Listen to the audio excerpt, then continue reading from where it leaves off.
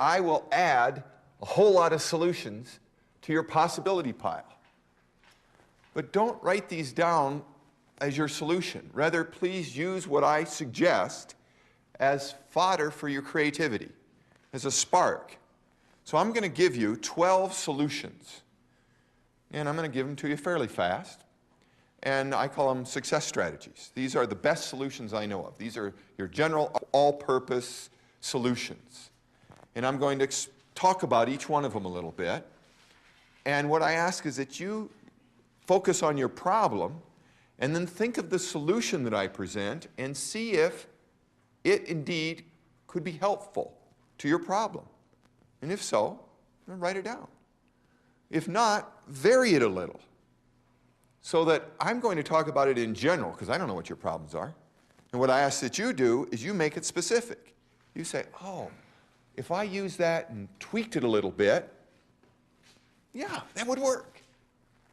These 12 success strategies are a new way to talk about the 23 power processes that are listed in Human Being and in the Life Coaching book and in that book for students called Becoming a Master Student. But I've refined those now. That was 7 years ago. And now I've got 12 success strategies that are my best thinking of how you can solve any problem. But they're general, of course. What I'm asking you to do in the next 20 minutes or so is listen to my general description of these power processes and apply them specifically to that problem that you've been thinking about for the last 40 minutes or so.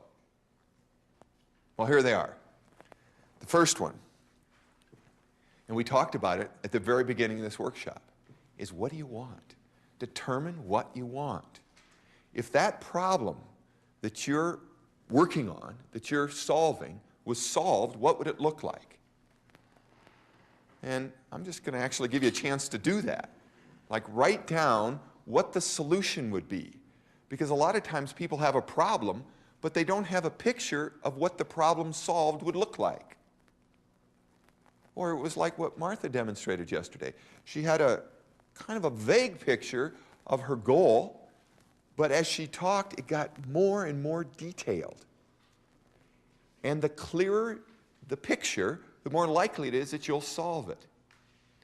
So I'm going to pause for a minute and let you think and let you write down, if your problem were solved, what would it look like? What would it feel like? How would she act if there was no more problem? How would he act if there was no more problem? How would that group act? Or, I don't know, your problem. I'm trying to be general here. What would occur specifically if your problem was alleviated? That's the question. I'll be quiet now, about a minute. Will you answer that question?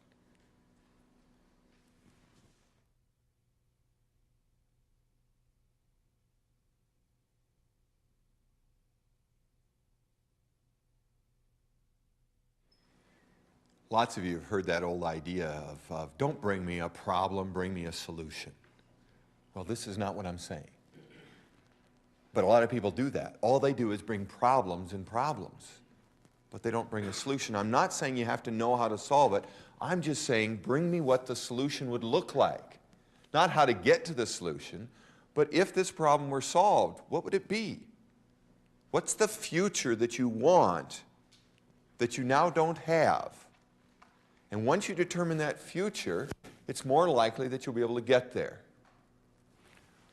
I wrote a whole book about this. It's called Creating Your Future.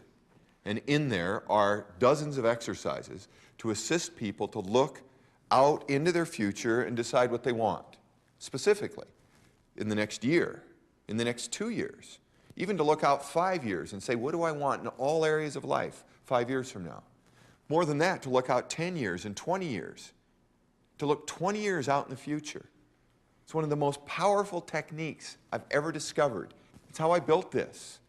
18 years ago, I wrote down, I want a retreat center in the Black Hills of South Dakota. And then over the next several years, I started writing detail and detail and detail.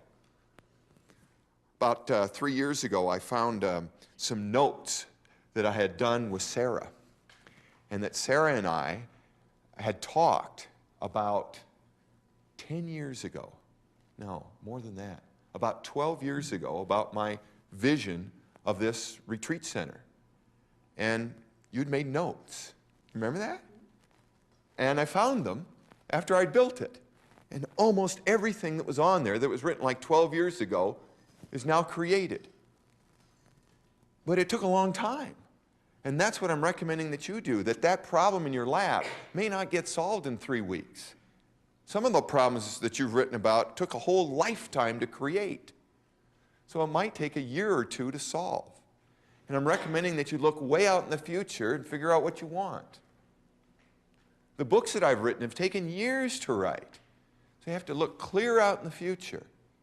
It's the only reason we got to the moon, because someone was courageous enough to say we're going to do it in a decade. It's going to take a whole decade to do.